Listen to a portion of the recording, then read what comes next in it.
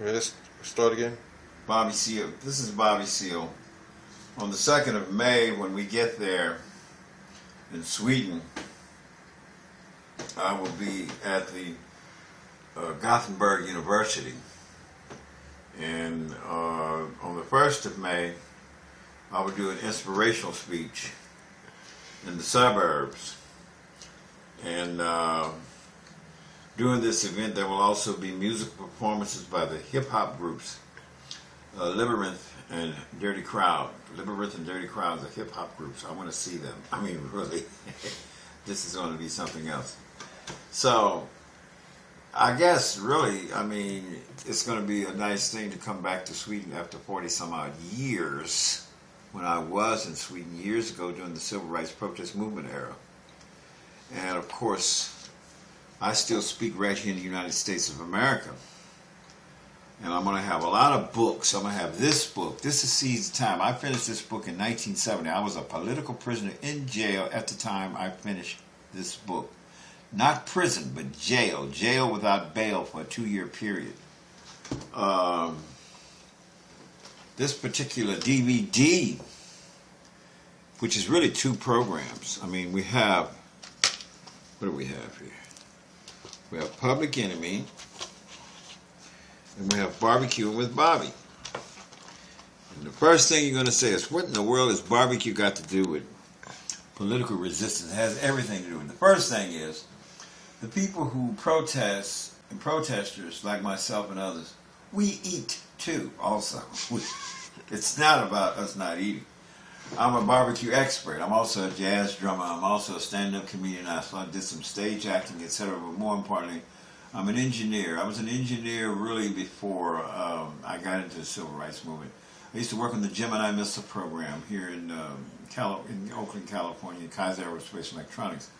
And then I got interested in the protest era, civil rights and so on, you know. And we're talking the early 1960s period. But I have 2 programs in this, and I was a producer with Public Enemy here, and also I produced this barbecue cooking show with a public education television station in Philadelphia back a few years ago. So I do not separate my politics from my cooking. Actually, I wrote a cookbook, a down-home, hickory-smoked, Southern-style barbecue cookbook. But it was a social change fundraiser. You had to raise funds for your organizing efforts. And I was running youth jobs programs after the Black Panther Party in Philadelphia. So that's why I created and developed that program. In fact, this is the barbecue cooking show. Me and my wife, she was my host on the barbecue cooking show. And this is the DVD that's in this package too. In other words, this package here I'll be selling and autographing when we get there. And of course, I'll be selling and autographing this book when we get there. And of course, the poster. This is a famous, famous poster. This poster, here I am here. This is little Bobby Hutton here. If you notice, little Bobby Hutton has a shotgun here. You cannot see my 45, but it's on my side right along here sometime. But in my hand is the most important thing, is the executive mandate that I read in opposition to a piece of legislation trying to stop us from carrying legal guns, law books, and tape recorders while we actually patrol the police. So this particular event that I led this delegation, the Black Panther Party was, what, 6-7 months old? We were young, we were ragtag, we had less than 50 members, and we went into the California State Legislature to read this executive mandate number 1. In this book, here is executive mandate number 1, and all the other rules of the party and the history of the party. But that's a very important poster, which I do a complete autographing of this poster. So I have a lot of these for those. This is the significant event that gave the Black Panther Party worldwide notoriety. This book here is by Stephen Shames. Stephen Shames is a photographer who was a young guy. And I don't know if I got any more of these books, but it's an important book because I wrote an introduction to this book. And Stephen Shames took his first picture of me in the black. Right here, this picture right here, That's me. And in my hand is the little red book.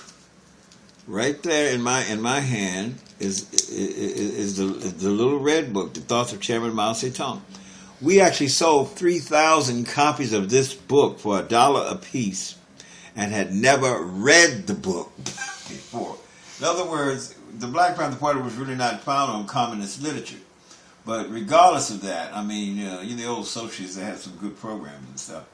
Outside of that doctrinaire state control command economy stuff, I do not approve of that kind of but this is the first picture Stephen Shames took of me, and this book here is just loaded with photographs. Trying to get some copies of this is something else. It's just photographs back in the day of when the Black Panther Party was first organizing, and it's like trying to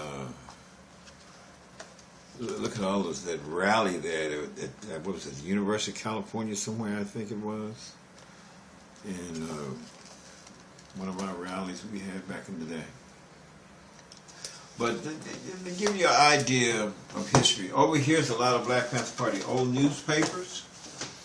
Racist, ethnic battle over pig power. And then we have this one here. This is the old Black Panther Party newspaper. Now, I did the original layout of this, the Black Panther, Black Community News Service, to start and create the Black Panther Party newspapers. And so this is just some of our old newspapers. I don't know if I can even get any over there. Get a few covers over there to as posters for you. But we'll have all of this kind of stuff. Over here is another book. This book here, this is Emory Douglas's book. Emory Douglas was our Minister of Culture in the Black Panther Party. And it's loaded with cultural art stuff. Now I'm trying to get some of these books. They say it's out of print, but I'm trying to get some to bring with us.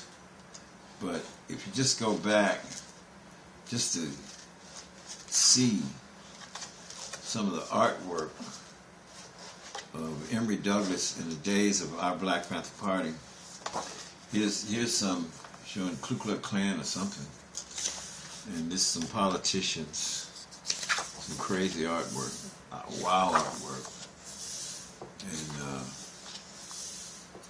it's just loaded with so much. This is a layout of our 10-point platform and program, of our Black Panther Party back in the day. And I wrote an introduction to this. Danny Glover wrote an introduction to this particular book here. But just to be able to see this stuff, and read and get an understanding. Stephen Shames and I, with this book, Stephen Shames is the photographer here, Stephen Shames. We are doing a second book similar to this, but more with other graphics. Hopefully that's going to be coming out next year, a year later. But at any rate, as you know, I'll be arriving in Sweden around the 30th or the 1st of May. Well, the 30th, of course, because I have to speak the 1st of May for an inspirational speech. And then, of course, on the 2nd, I'm speaking at Gothenburg University. And I think that's another speaking event or two. And I don't know, but similar events will take place in May 3rd in the House of People. I can't pronounce this last name here, but they will let you know. Anyway, hopefully we will have a chance to get to know each other. I'll be able to talk with the youth, Dirty Crowd, and the hip-hop groups. I want to see these brothers and sisters really, really bad. Okay.